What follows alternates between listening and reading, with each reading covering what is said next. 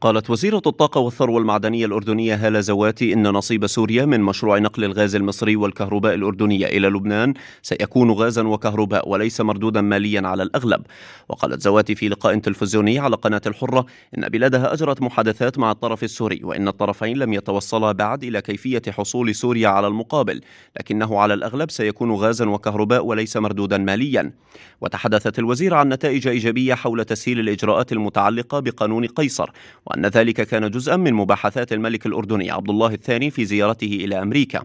وعلقت موعد بدء تمرير الغاز والكهرباء بمدى قدرة الجانب السوري على إصلاح الأجزاء المتضررة من الشبكة في جنوب سوريا، لكنها توقعت ذلك خلال 4 أشهر أو أقل من ذلك. وأكدت زواتي خلال اللقاء ما كان وزراء الطاقة في كل من مصر وسوريا ولبنان والأردن قد اتفقوا عليه من أن تتحمل كل دولة تكلفة إصلاح شبكة نقل الغاز ضمن أراضيها، وأن تراجع الدول الاتفاقيات وتقيم البنية التحتية خلال 3 أسابيع.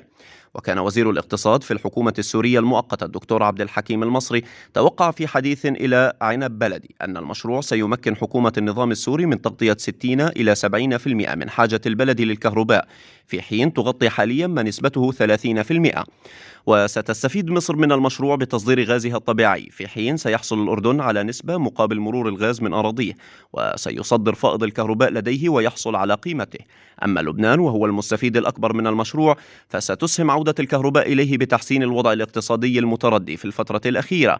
وكان وزير الطاقة والمياه اللبناني ريمون غجر أعرب في وقت سابق عن شكره للأردن ومصر وسوريا على المبادرة التي قامت بها لإعادة إحياء الاتفاقية الرباعية لاستجرار الغاز المصري إلى لبنان.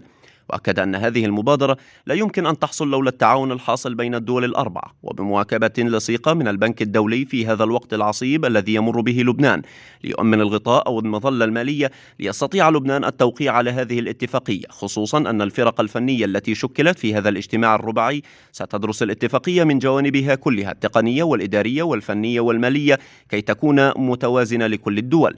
ونفذ مشروع خط الغاز العربي على 3 مراحل. المرحلة الأولى من العريش إلى العقبة بطول 265 كيلومترا وقطر 36 بوصة وباستطاعة 10 مليارات متر مكعب في السنة، وتم البدء بتوريد الغاز الطبيعي من مصر إلى الأردن بموجب هذه المرحلة في يوليو 2003. أما المرحلة الثانية فقد امتدت من العقبة لمنطقة رحاب في شمال الأردن وبطول 393 كيلومترا، وتم البدء بتزويد الغاز لمحطات توليد الكهرباء في شمال المملكة في فبراير 2006، في حين تم استكمال المرحلة الثانية لخط الغاز العربي من رحاب ولغاية الحدود الأردنية السورية بطول 30 كيلومترا وقطر 36 بوصة في مارس عام 2008.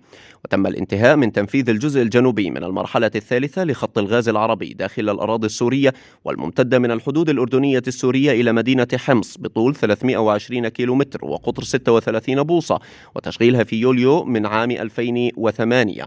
وتم البدء بتصدير الغاز الطبيعي المصري إلى لبنان عبر الأردن في شهر ديسمبر 2009 إلى أن توقف عام 2011.